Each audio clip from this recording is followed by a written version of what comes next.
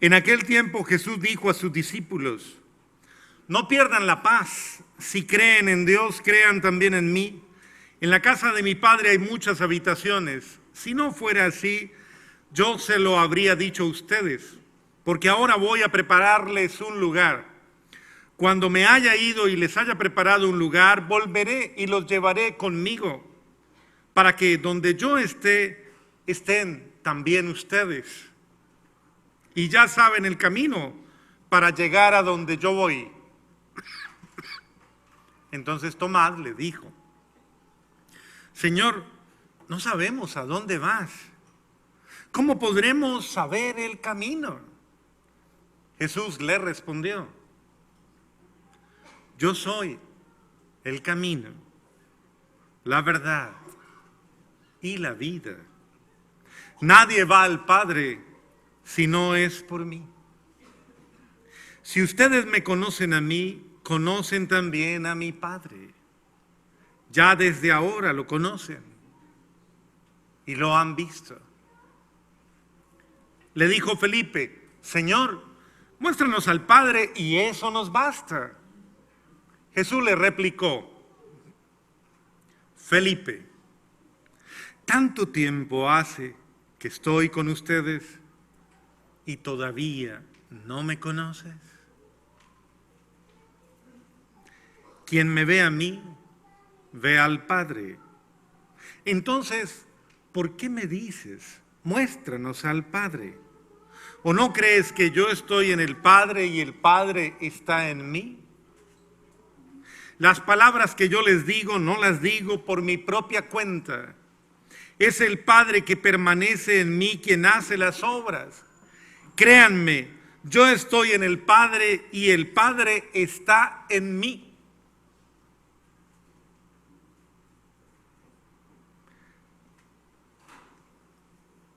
Si no me dan fe a mí, créanlo por las obras. Yo les aseguro, el que cree en mí hará las obras que yo hago y las hará aún mayores, porque yo me voy al Padre. Palabra del Señor. Gloria a ti, Señor Jesús. Bueno, muy bien. Si ustedes lo ven y lo comparan un poquito con el Evangelio, Jesús dice: ¿no me ves, Felipe? ¿No me ves? A veces pareciera como si de verdad esto fuera una tendencia, ¿no? A no reconocer, a no ver a quien nos cuida, a no ver a quien nos ama, a no ver a quien se entrega, a no ver quien se sacrifica, a no verlo, a no ver esos detalles. Sin embargo, eres feliz, está gordito, se siente contento, la ropa está limpia, huele rico, todo está bien. ¿Y eso cómo pasó? Pues siempre hay un alguien que misteriosamente y anónimamente lo hace para que usted esté bien. Y usted dice: qué rico estuvo el almuerzo de hoy, qué rico estuvo, qué rico huele la casa, qué rico es todo. Pero la verdad hay alguien que se está sacrificando y que tal vez no espere, porque sabe que no le van a dar. Ya se acostumbró a que no le den. Y que sencillamente lo único que le complace es que tú estés bien, que tú estés feliz, que tú estés tranquilo. Y ese es el premio, que tú sonrías. Y a veces hasta te preguntan: ¿estás feliz? ¿Te sientes bien? Y tú puedes decir sí, pero muchas veces se nos olvida decir gracias. Gracias. Porque yo sé que detrás de todas las cosas bellas, buenas de mi vida, estás tú. Haciendo que pasen. Es el milagro del amor de todos los días. Igual nos pasa con Dios. Aunque no lo reconozcas, todas las cosas buenas que pasan en tu vida, Él está ahí, haciendo que pasen. Y por eso hoy es un día importante para que reflexionemos y no nos endurezcamos, no nos volvamos de pronto insensibles o de pronto inconscientes del bien que alguien quiere hacer por nosotros.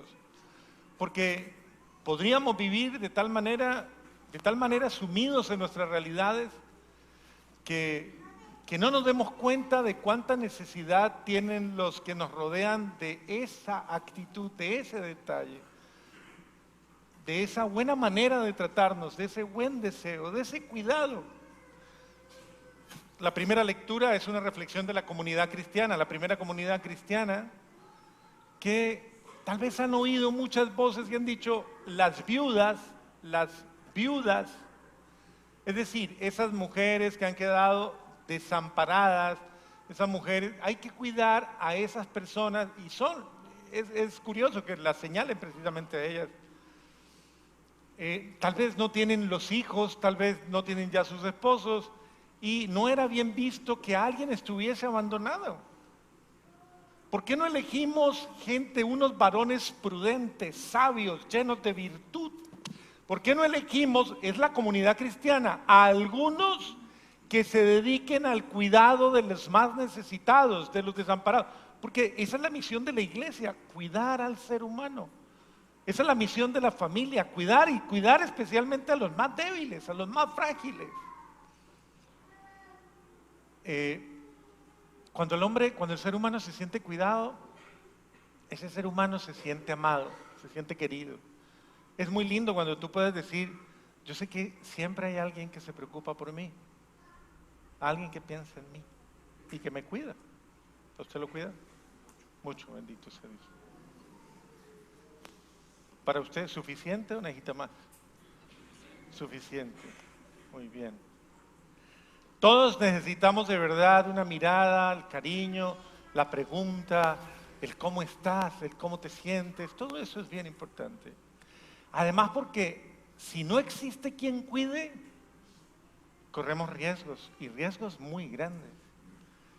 Riesgos de escuchar lo que no debemos, de interpretar lo que no debemos, de sentir lo que no debemos, de callar lo que no debemos, tal vez de creer lo que no debemos creer. Muchos abandonados por los nuestros, porque tal vez podemos distraernos. Eso es uno de los grandes riesgos que tenemos en la vida familiar. Nos podemos distraer con aparentemente cantidad de cosas importantes y cada quien puede vivir pensando que está haciendo las cosas bien, pero le falta estar más presente, decir, hacer aquello que pueda rescatar la vida de esas personas o cuidarlas. Hoy día, hace unos días, han venido dando una serie que los niños están viendo mucho y que los papás ni siquiera se han dado cuenta que la están dando.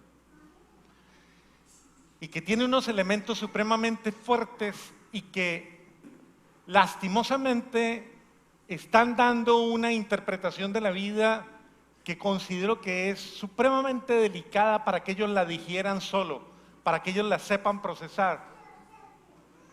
Se llama 13 Reasons Why. 13 razones por qué suicidarse. Y lo grave de esta situación es que esto describe, esa serie está describiendo a una sociedad enferma desde toda perspectiva. El primer ángulo de vista de eso, y tengo que hablar de ello porque es hablar de una realidad, la sociedad es como una madre, pero una madre enferma, que puede llegar en muchos momentos a convertirse, tal vez incluso en cómplice de situaciones muy dolorosas.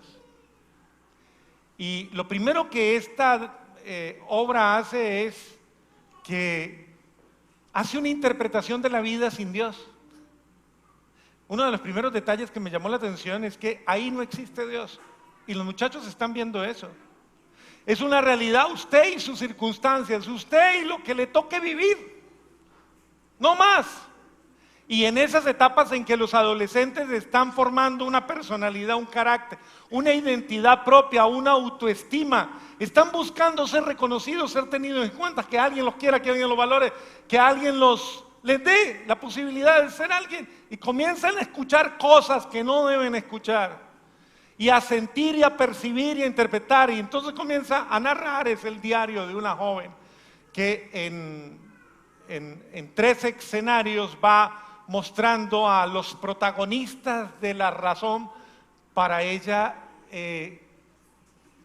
desilusionarse literalmente de la vida. Con una familia y un papá y una mamá que la aman, claro que sí. Pero a quienes prácticamente los muestran como dos seres humanos metidos en su problema, metidos en su necesidad, metidos en sus circunstancias, que no fueron capaces de ver que estaba pasando algo. Frente a unos amigos y unas amistades que cada quien buscó su propio interés y ella se vio envuelta en eso. Ella misma en su propia inmadurez, en su propia realidad y en su propia situación de adolescente, comienza a hacer sus propias interpretaciones negativas y a pensar sus propias cosas. Y todos son culpables, la escuela es culpable, el consejero es culpable, los amigos son culpables. Y hay una reflexión de un muchacho que ponen ahí que es el único que es el héroe de la película, pues la única voz de conciencia, que es un muchacho que de despistado pasa a consciente.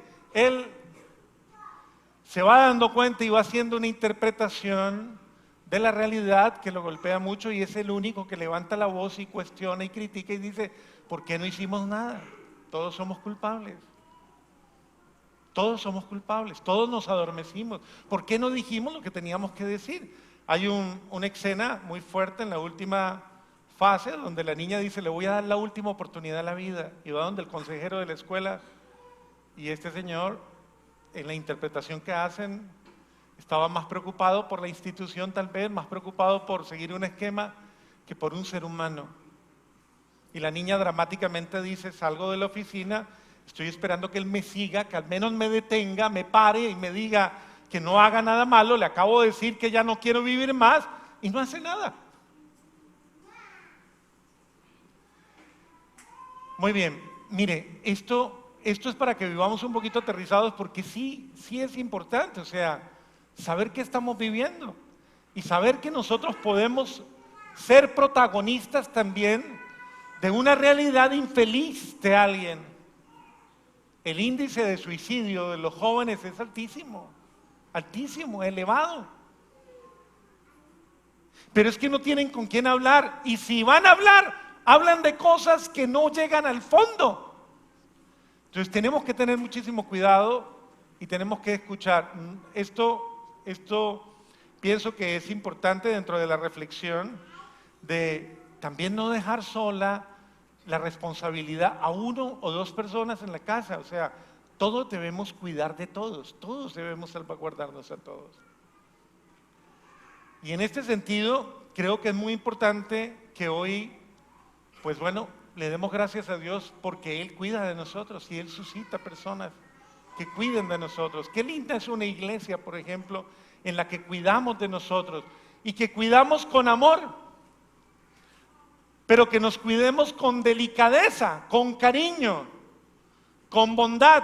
No que cuidemos tanto, que se nos vuelve el otro el único tema para hablar.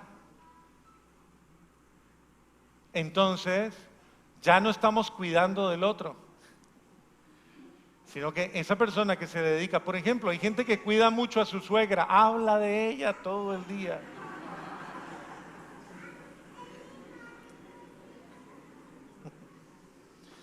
Pero en el fondo no le interesa, o sea, lo que es importante es es que nos fijemos en las personas, pero no en sus defectos, nos fijemos en las personas para ayudarlas.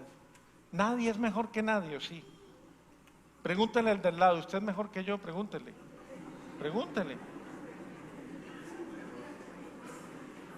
En la casa le digo.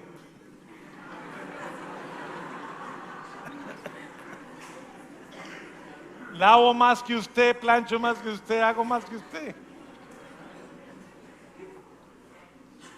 Qué importante que todos cuidemos los unos de los otros y nos salvaguardemos, nos amemos con tal calidad humana que podamos salvaguardar a cualquiera del desaliento, del desánimo. Y una palabrita en este sentido por las madres. ¿Ellas se cansan o no? ¿Sí? ¿O son, cómo es que dicen? A prueba de todo. No tienen derecho a tener hambre, no tienen derecho a cansarse, no tienen derecho a estar distraídas, no tienen derecho a... Usted es Zoila. Usted, Zoila.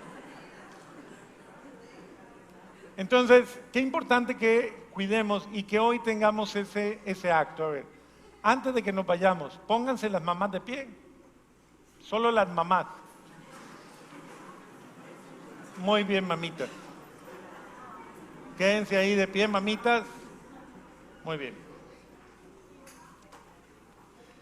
Si tienen un hijo al lado o el esposo o a alguien que las quiere mucho, esa persona se va ahí en el puesto, ahí de rodillas, le va a decir: perdóneme por todo el daño que le he hecho. ¿Por qué no? Es su mamá o es la madre de sus hijos. Háganlo.